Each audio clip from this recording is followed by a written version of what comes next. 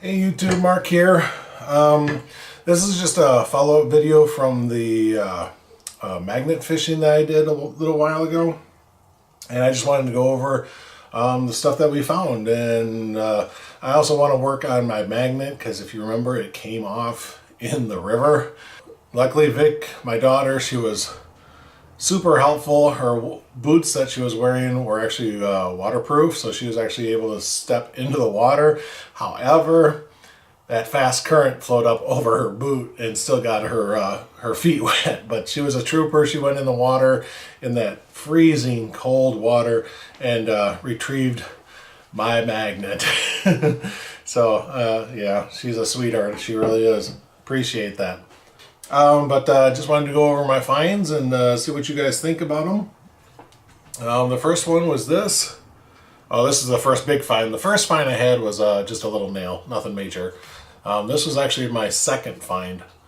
And it's some sort of door. You know, I'm assuming that this would be like for a keyhole, you know, a key lock of some sort. And then this is just maybe like a viewing window or something. But yeah, I'm believing that this is the inside and this would be the outside. But I mean, I really don't know what this was for.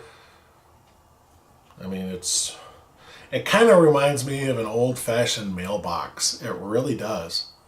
You know, you just have a little dial here that you can put your key in or put in your code or whatever like that. And there's a little view window here with your mailbox number on the glass.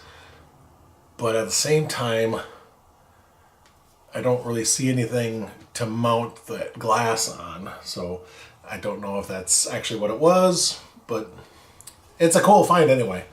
And you know what? The whole reason to do magnet fishing, or one of the main reasons anyway, is just to clean out the water. Get rid of all the trash and gunk that people throw in. Like this. So yeah, that was kind of cool. So that was my first major find.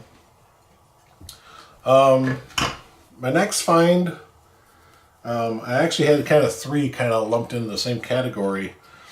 And I was just getting like these excessively strong magnetic rocks.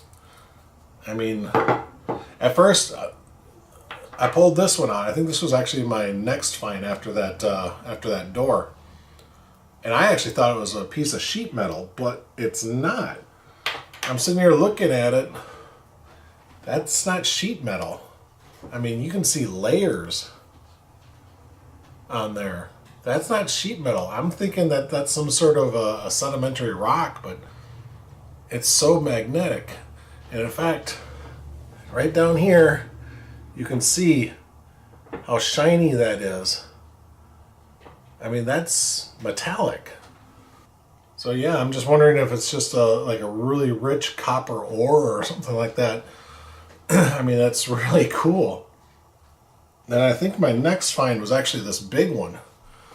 And I mean, that's cool too. Look at all that pitting on there. I mean, that looks to me like volcanic pitting. I mean, it really does. And then you got the backside here. These white things here, that's like sand grit and shells and stuff. That's pretty cool. I'm actually tempted to take my Dremel with a cutting blade and just kind of cut into it just to see what the inside of the rock looks like. Because I think that is so cool. You know, and the whole thing is magnetic too. That's the odd part too.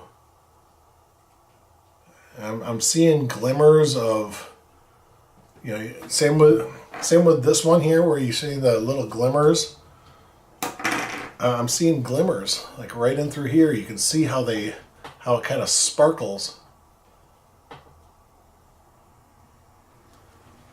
So yeah, I'm kind of wondering if it's just another piece of rich iron ore or copper ore.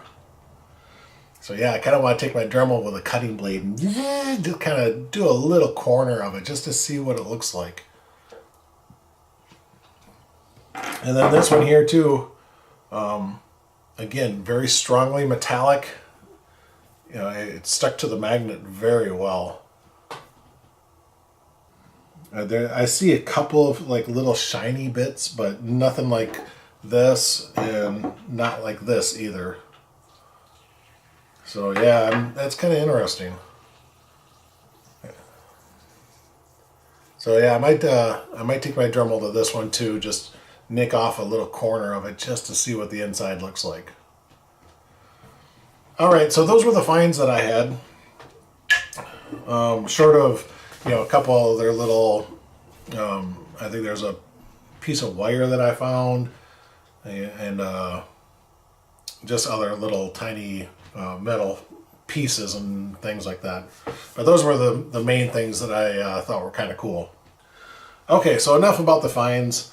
Let's talk about the magnet and what happened. As you may remember in my last video when I was talking shortly after I lost this in the river and Vic went in to go get it, I made mention that the guys that I've been watching on YouTube, they pretty much all have been saying, and I completely forgot, to go out and get Loctite, put it on the threads, and then put it on. That way the Loctite will seize up the threads and it won't come undone. So I went out, and I actually got it on the way home from our fishing trip, and I bought Loctite, and I got red Loctite. Red Loctite is the heavy duty stuff. So once you get this on, it ain't coming off.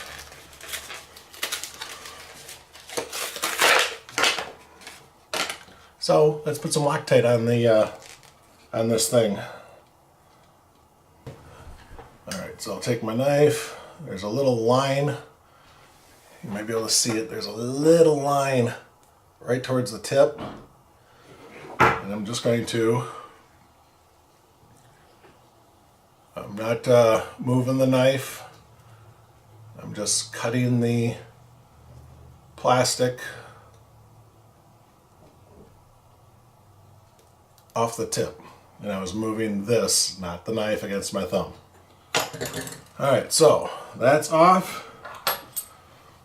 Let's punch it downwards just a little bit. Alright, so now what I'm going to do is I'm just going to put a good healthy gob of it on and just screw it in.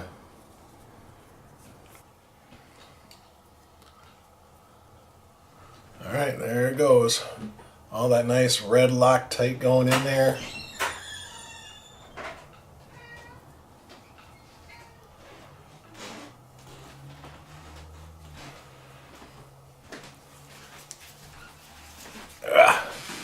There we go. That won't come off. As soon as that Loctite dries, that's it. It is on. But yeah, that's pretty much it for the day. I just wanted to show off the stuff that I got from that fishing trip, and then show that I am actually fixing the near fatal mistake of losing my magnet. You know what? I want to show you one more thing. I want to show you those gloves that I was using. Okay, these are the gloves that I had on the other day. And I just wanted to give you a closer look. These are actually by a company called Rugged Wear, and they are a double dipped latex glove. So they are not lined in any way. My hands were getting cold, you know, from that cold water, and it was cold outside, so it didn't take long for my fingertips to really start feeling it. But these worked great. My hands stayed dry the whole time. So yeah, I really like these gloves. I'm glad I picked them up. Only $4 at Menards. So can't beat that. This is Mark saying thanks again for watching. I'll see you on the road.